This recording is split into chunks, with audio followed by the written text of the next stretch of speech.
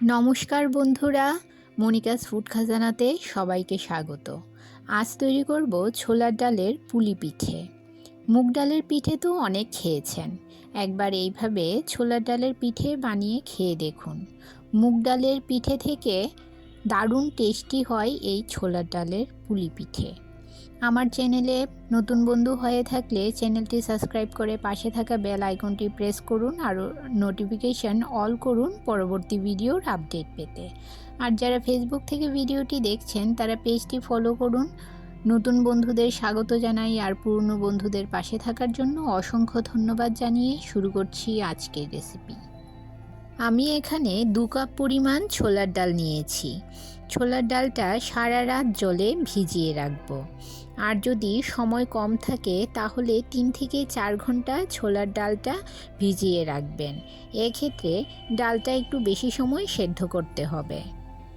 ছোলার ডাল ভালো করে ধুয়ে নিয়েছি। যেহেতু আমি সারা রাত ছোলার ডাল ভিজিয়ে রেখেছিলাম, এখন প্রেসার কুকারে ডাল দিয়ে 2 সিটি দিলেই ডাল একদম পারফেক্ট বয়েল হয়ে যাবে।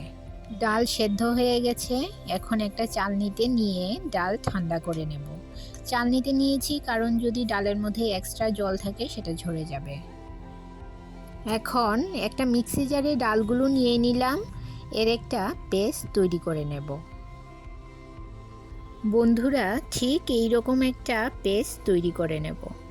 জারে সবটা ডাল জায়গা হয়নি তাই দুবারে পেস্ট তৈরি করে নিলাম। এখন একটা পাত্রে ডালের পেস্ট নিয়ে নিলাম, তাতে দিয়ে দিলাম স্বাদ মতো নুন, 1 কাপ ময়দা ও 1 টেবিল চামচ ঘি।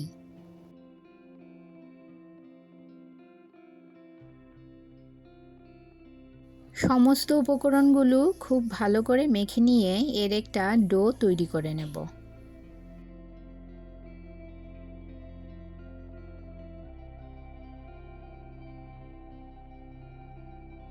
এখন ঢাকা দিয়ে 10 মিনিট একটা সাইডে রেখে দিলাম। গ্যাসের চুলায় কড়াই বসিয়ে দিয়ে দিলাম 2 কাপ পরিমাণ কুড়ুনো নারকেল আর দিয়ে দেব 1 কাপ পরিমাণ চিনি। সামান্য নেড়ে নিয়ে দিয়ে দিলাম 1 চামচ এলাচ গুঁড়ো ও 1 চামচ ঘি।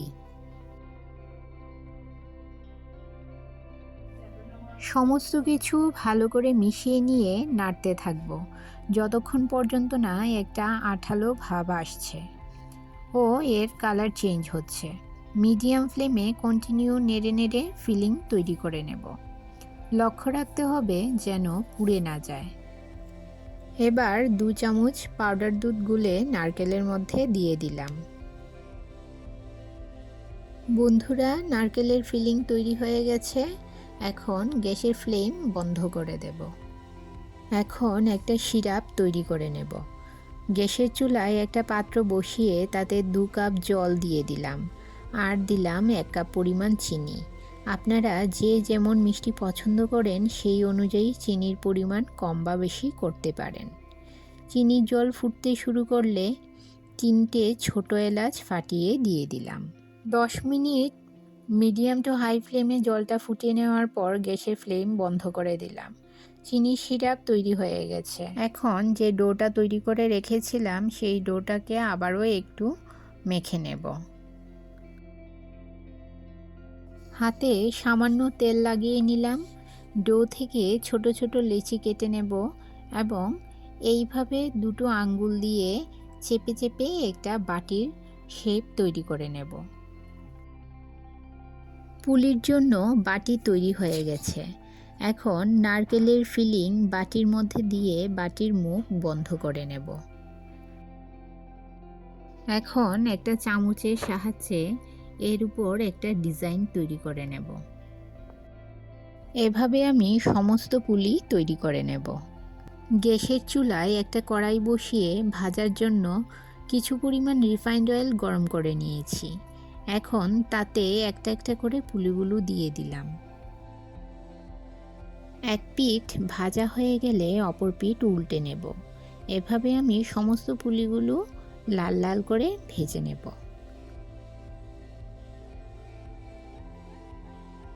এক ব্যাচ পুলি তৈরি হয়ে গেছে। এখন আরেক ব্যাচ পুলি তৈরি করে নেব।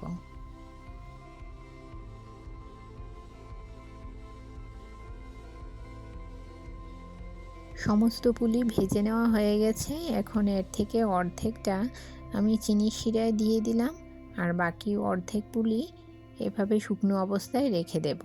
শুকনো অবস্থায় আপনারা এই পুলিগুলো 7 থেকে 8 দিন সংরক্ষণ করে রাখতে পারবেন।